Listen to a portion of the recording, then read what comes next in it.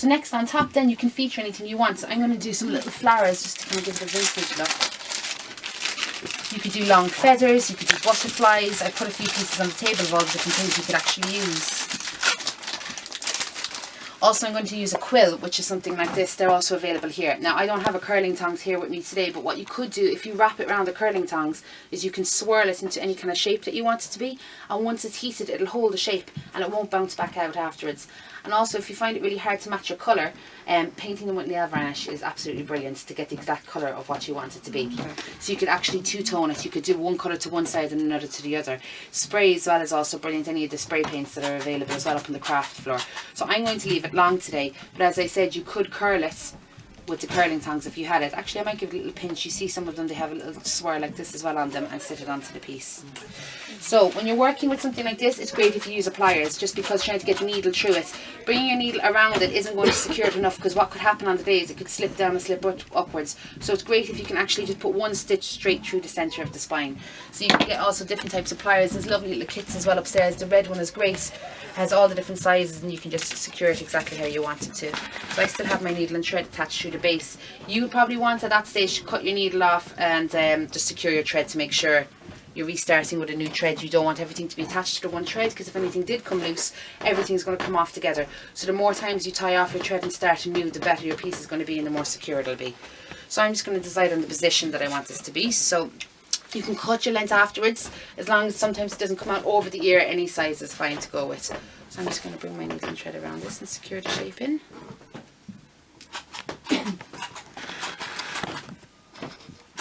See, it's secured, but it could still slip and slide up and down. So if you just come up one more time, then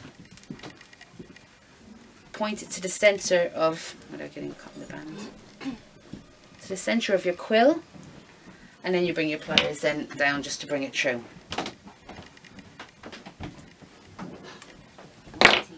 And then it goes through. So after that, it's secured it into the quill. It can't slip or slide anymore. So you can see here's an example of your thread being knotted. Yeah. So I'm actually going to bring it down just to give it a nice finish. So to do that, I'm just going to curl it in. So next I'm just going to bring a few little bits on top. So I'm just going to start with a little pack of flowers that we had upstairs. There's lots of different varieties of the things you can get. So I'm just going to use a few little cream flowers. And that's just a matter of stitching them all on into any position that you want to. I'm bringing the needle straight through today just to save on time, but I would say try and stitch it all through the back, as in don't come through your entire flower, because you don't want to see your stitching, unless at that stage you change to cream thread, which you could do as well, because you're not going to see any of your stitching underneath. Just a matter then of deciding how much you want to add onto it. So I've just started now by just doing a flower into the centre. So I'm going to bring it down a bit just to bring it all to one side, leaving this part a little bit more barer. So I'm just going to add another little flower and just climb them along. When you're doing it, it's very like flower arranging. It's better if you do odd amounts. So rather than do like 2 flowers or 4, it's better to do 3. Because then nothing looks as proportions. So I'm just going to cut off that thread at the end and just tie a little knot to secure it. Because you've doubled your thread, you'll be able to part your thread again and just tie a knot that way. So I think that it's best if you try to stitch everything. You can use a glue gun as well, but I just think that for feathers maybe is the only part where glue gun should be brought into it, or if you're securing a label or something to the back. The glue gun will hold everything, but it just doesn't secure it as good as what a stitch will do. So I'm going to use some feathers and some of these. They're actually reduced at the moment. They're just little beads, they're pearls on the end of stems. So it's hard to kind of judge what they are once they're in the packets, but you can take them out. I mean, this packet alone would do quite a few pieces if you wanted to, so you can just see they just fan out. Now they're wired, so you can manoeuvre them where you want them to go. So I'm just going to use 2. So all I'm going to do is just cut it from the base and then decide the length that I want it to be. So I want to bring them from underneath the flowers, that perhaps they just sit up something like this. So I'm just going to give it a little twist at the end, because the wire will twist, just to kind of create a little ball effect. And then all I'm going to do is use a glue gun.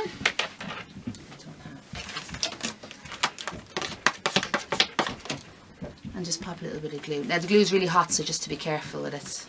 And you have about 5 to 8 seconds before it dries, so pick the place of where you want your piece to go before you've actually put the glue on. So I'm just going to bring it right underneath the flower and bring the flower down on top and just secure it into position and hold it for a couple of seconds to let it dry.